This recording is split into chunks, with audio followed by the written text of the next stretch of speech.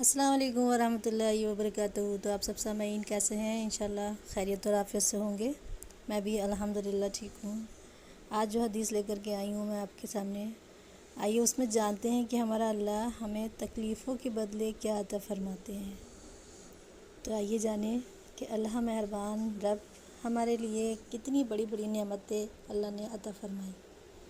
رسول کریم صلی اللہ علیہ وسلم نے ارشاد فرمایا، مومن کو جو بھی تکلیف پہنچتی ہے اللہ تعالیٰ اس کی وجہ سے اس کے گناہ معاف فرما دیتے ہیں۔ سبحان اللہ۔ مسلم شریف کی حدیث ہے یہ۔ تو حدیث مبارک کا اہم پہلو یہ ہے کہ مومن کو جو بھی تکلیف پہنچنے والی ہے، یعنی کوئی بھی جسمانی یا ذہنی اذیت ضائع نہیں ہوتی، اس کی کوئی بھی تکلیف اس کو پہنچتی ہے تو اللہ تعالیٰ اس کے بدلے میں اس کے گناہ معاف فرما دیتے ہیں۔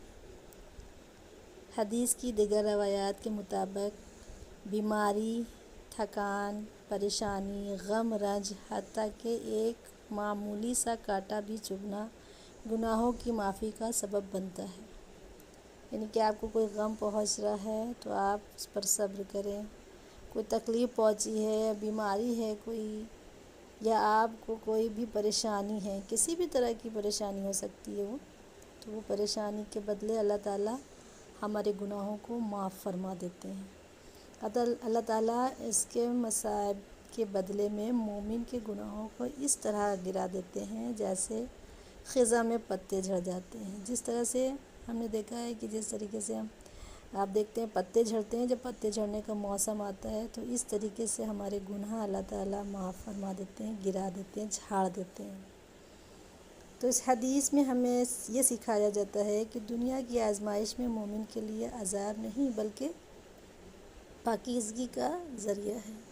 جب بھی کوئی تکلیف پہنچے تو مایوس ہونے کے بجائے صبر کا دامن تھامنا چاہیے، کیونکہ خالق کائنات اس کے بدلے میں ہمارے نامہ اعمال کو گناہوں سے پاک فرما دیتے ہیں۔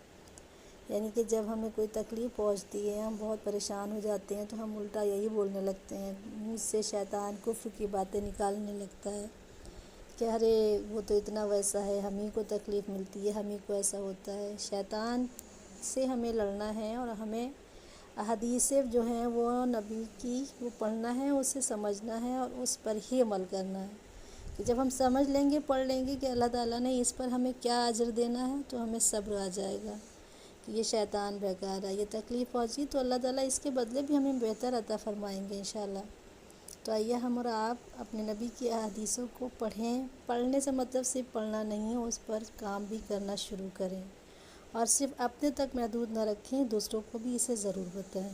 السلام علیکم ورحمۃ اللہ۔